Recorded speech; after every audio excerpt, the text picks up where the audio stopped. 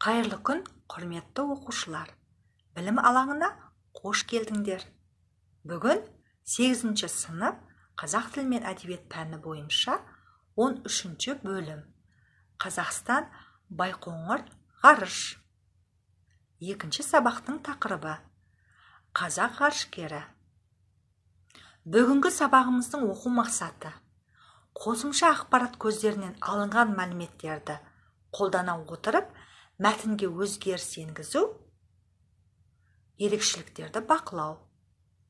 Жазба жұмыстарында себеп-салдар, талғаулы, кезектес салалас құрмалас сөйлемдерді құрастыру. Сабақтың оқу мақсатына негізделген бағалау критерийі. Қосымша ақпарат көздерінен алынған мәліметтерді қолданып, мәтінге өзгеріс енгізіп, ерекшеліктерді бақылайды. Жазба жұмыстарында себеп-салдар, талғаулы, кезектес салалас құрмалас сөйлемдерді құрастырып жазады. Сөздікпен жұмыс. Балалар, бүгінгі сабақта кездесетін мына жаңа сөздермен танысамыз. Ашық ғарышта жұмыс істеген тұңғыш қазақстандық ғарышкер. Первый казахский космонавт, работавший в открытом космосе. Таңғажайып, изумительный, удивительный, чудесный. Тікелей байланыс, прямая связь, үрей, страх, тревога, паника, қондырғы, установка. Ой шақыру. Балалар, мына сұрақтарға жауап беріп көрейік. Ғарышкер деп кімді атайды? Қандай қазақтың ғарышкерлерін білесің?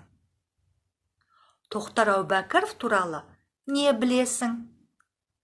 Тоқтар Әубәкіров қандай ғарыш кемесімен ғарышта ұшты? Тағы қандай басқа ғарышкерлерді білесің? Балалар, қазақ ғарышкерлер туралы қосымша ақпаратты мұқият тыңдайық. Тоқтар Әубәкіров әлемнің 256-шы ғарышкері. Ол қаһарман атанып, қазақ халқының мерейін тасытар сәттен бұрын ұшақпен ұшудың жаңа әдісін тәжірибе жүзінде көрсетті. Тоқтар Әубәкіров тек қана ғарышкер емес, сонымен қатар экспериментке қатысқан алғашқылардың бірі. Ал Талғат Мұсабаев әлемнің 309-шы ғарышкері.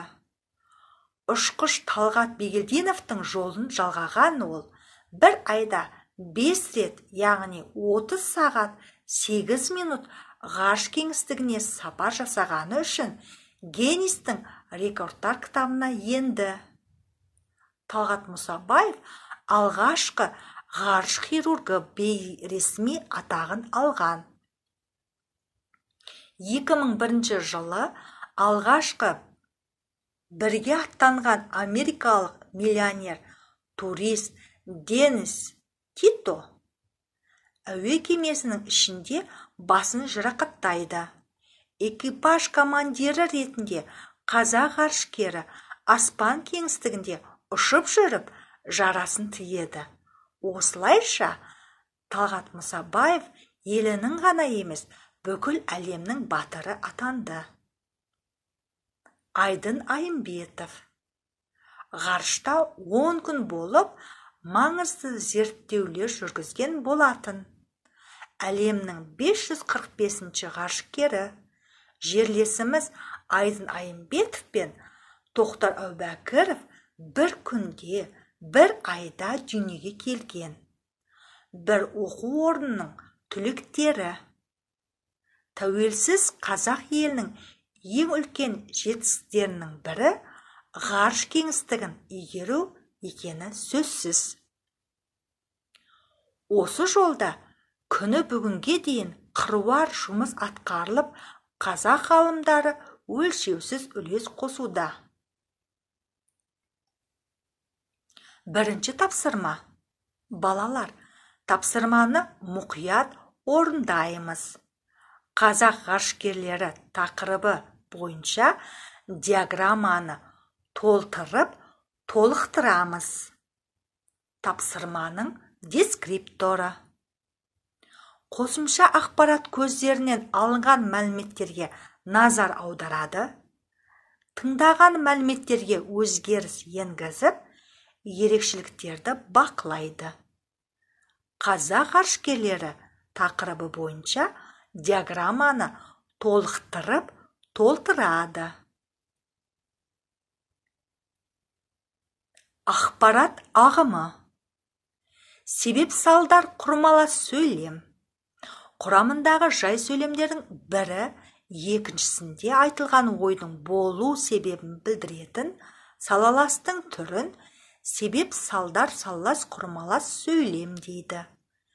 Себеп-салдар салаласта бір жай сөйлем екіншісінде айтылған ойдың болу себебін білдірсе, екіншісі білдіретін ой оның салдары болып табылады. Себеп-салдар салалас құрмаластың құрамындағы жай сөйлемдер бір-бірімен жалғаулық шылаулар. Сондықтан сол себебі өйткені арқылы да жалғаулықсыз іргелес тұрып та байланысады. Мысалы, құмның ысы бастауынан қашып аң біткен бетпақтың даласына қарай өтіп кетсе керек. Таңертеңнен бері не бір қарақұйрық, не бір киік кездеспеді аңшыға. Талғаулы салаластың құрмалас сөйлем. Құрамындағы жай сөйлемдер бір-біріне тәуелсіз, дербес әрекеттерді баяндайды да, солардың тек біреуі ғана жүзеге асатынын білдіреді. Сөйлемге талғаулықты мағына беретін және жай сөйлемдерді бір-бірімен құрмаластыратын жалғаулықтар не, немесе, я, яки, болмаса, әйтпесе, әлде. Мысалы, мен не бұл адамдардың ортасынан кетуім керек, не болмаса, барша жанға тынышсыз болатын зұлымдықты қоюым керек екен ғой. Кезектес салалас сөйлем синтаксистік компоненттерінде баяндалатын іс-әрекеттің бірінен соң бірі кезектесіп іске асатындығын білдіретін құрмалас сөйлем. Кезектес салалас сөйлемнің бір ерекшелігі тек жалғаулықтар арқылы байланысатынында. Кезектес салалас сөйлемді жасауға қатысатын жалғаулықтар біресе, бірде, кейде. Мысалы, кейде қабағы түксие қалады, кейде бет-әлпеті күлім қағады. Екінші тапсырма.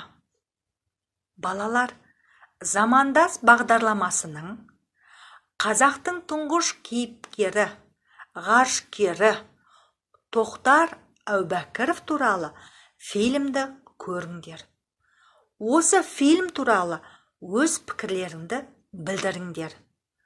Алған мәліметтер бойынша себеп-салдар талғаулы, кезектес, салалас құрмалас сөйлемдерді қатыстырып, мәтін құрап жазыңдар. Тапсырманың дескрипторы. Замандас бағдарламасының қазақтың тұңғыш ғарышкері Тоқтар Әубәкіров туралы фильмді көреді. Фильм туралы өз пікірлерін білдіреді. Алған мәліметтер бойынша себеп-салдар талғаулы, кезектес салалас құрмалас сөйлемдерді құрастырып, мәтін құрап жазады. Жетістік сатысы.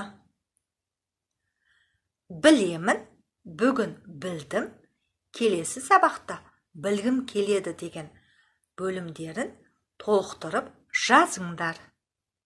Балалар, бүгінгі сабақта қазақ ғарышкері тақырыбына арналған тапсырмаларды өз мұғалімдеріне жібересіңдер.